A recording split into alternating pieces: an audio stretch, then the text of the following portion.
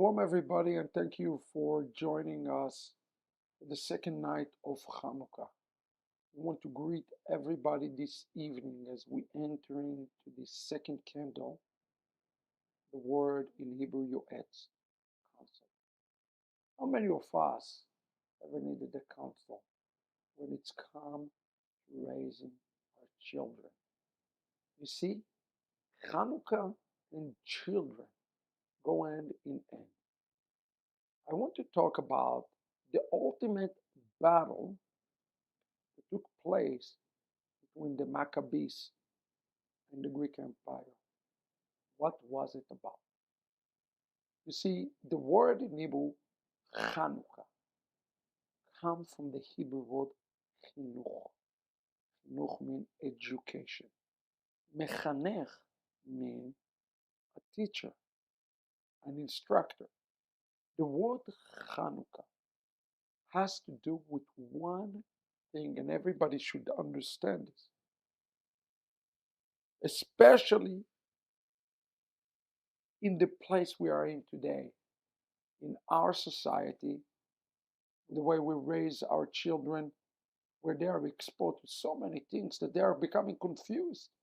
Some of our children today don't even believe anymore that boy is a boy and a girl is a girl, because we've been contaminated with ideas of binaries, transgender, and so forth. We can learn something from the story of Hanukkah about chinuch and about education that we have to take upon ourselves. There is an halacha in Hanukkah, and that's why it is important to give your children opportunity to light the Hanukkah candle. I wrote in chapter 7 of Hanukkah in the light of Mashiach. During the days of Hanukkah, a special emphasis should be placed on chinuch yaladim, the education of our children. There is a great ethical lesson for us as parents in all of this that we can learn from Matityahu, the high priest who raised his sons in the ways that are to fear the Lord, and the Holy Torah, who gave his son lives in exchange for the sanctity of Israel and the holiness of God. Listen to this. Therefore, we can learn that the miracle of the flask of oil is relating to our offspring, as it states, your wife shall be like a fruitful vine within your house, and your son like olive saplings around your table. You see, the olive oil, represent in Judaism the next generation. And in Hanukkah, we have to examine what we are to live, what we are living for the next generation. Midor ledor is the question.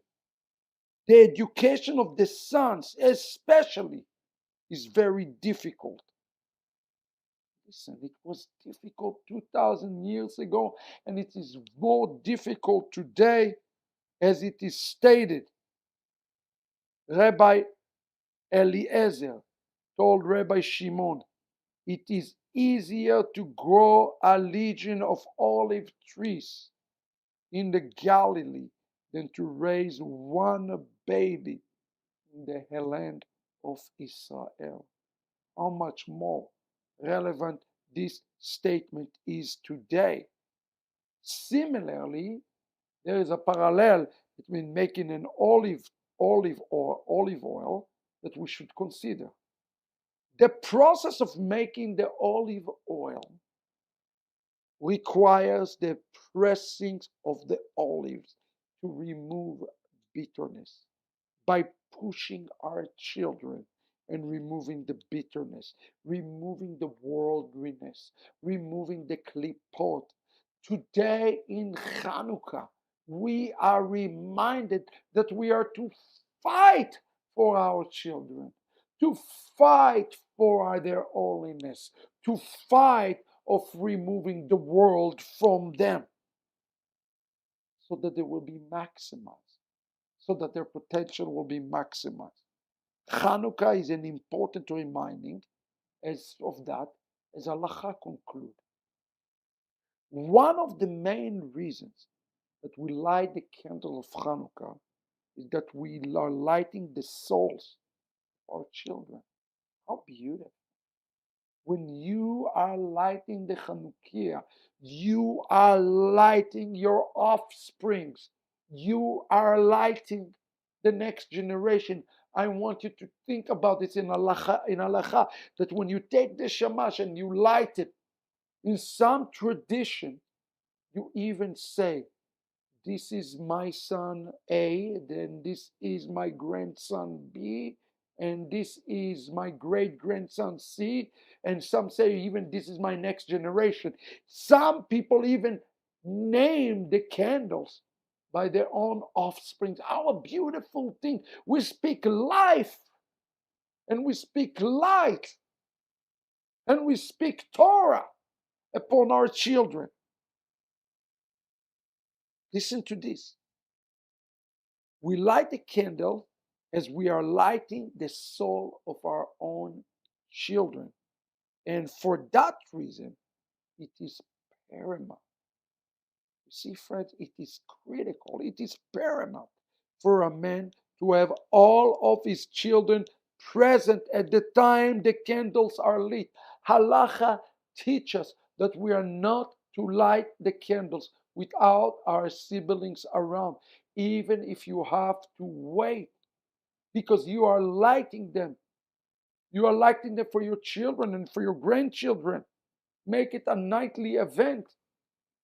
Listen to this. It is paramount for a man to have all of his children present, and at the time the candles are lit, let the children surround the parents while the father stands in the middle. Through this action, he is lighting the neshamot of his children to believe a life full of Torah and full of mitzvot. This is what meant by the mitzvah of Hanukkah. We call it chinuch habanim. During the time of Hanukkah, when the story of Hanukkah understood, you have to understand why we went to battle with the Greek. The Greek knew the secret of the Jewish people's success. They knew that in order to break the Jewish people, they have to break their children. Just like today, a Greek spirit, a foreign spirit, is entering to the life of our children, nothing new is under the sun. So what did the Greek do? They were very clever. Listen to this, and I quote.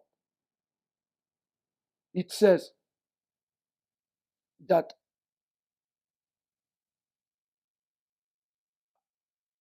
we must understand, this is in page 28, listen to us. We must understand that the establishment of the identity of a human being is not when he is older, but rather when he is younger. Chinuch you do up to the age, before the age of bar mitzvah. That's when the chinuch take place. Everything that the child exposed to, even the things that do not appear to influence, indeed influence him or her and molding the child's soul. This is the great secret Chazal explained to us that was known for the wicked Greeks. So what did they do? They forced Israel to ride on the horns of the bulls upon the bottle that was drank by the little children. Milk. They were drinking milk from those little things, the shofar, and the words were, "En lanu chelek be'elokei Israel." We have no place. You have no place with the God of Israel. You see, the goal of the Greek was obvious.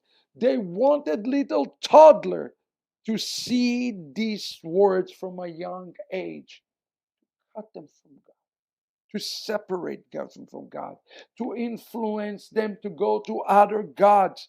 Just like today, you parents are like the Hashmonaim today.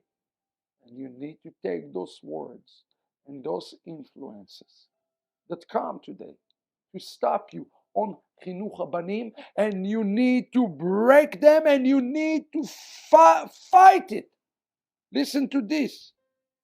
The war with the kingdom of Yavan, of Greece, was a war of Chinuch Habanim, to protect the children from the seductive culture of Greece and arm them with the shield of the Torah. According to Jewish tradition, the dreidel was invented to disguise the holy task of Chinuch Habanim. When the Greeks were going through the villages, the children would play with dreidels to hide the study of the Torah. I want to pray for you, tonight, parents, grandparents, and for the children. May the Lord provide you a new set of dreidels in the 21st century, things that can appear in disguise to keep us hidden from the kingdom of Greece, from the kingdom of Edom, so that you continue the task that God has given you in Hanukkah, Chinuch Habanim. And as you light your Chanukias every night, you remember your children. And may He raise you children like Mattathias and his sons. His sons may will be like the son of Mattathias the Kohen, as a shield upon all of Israel. And may you be successful in Chinuch Habanim, and may you be successful in raising men and women who are God-fearing in a young age, full of the power and the zeal, just like the Maccabees. Thank you for the fight and the victory over Chinuch Habanim. And may no son and no daughter of ours will fall for the kingdom of Edom and to the kingdom of God. I ask this in the merit of Yeshua. Amen.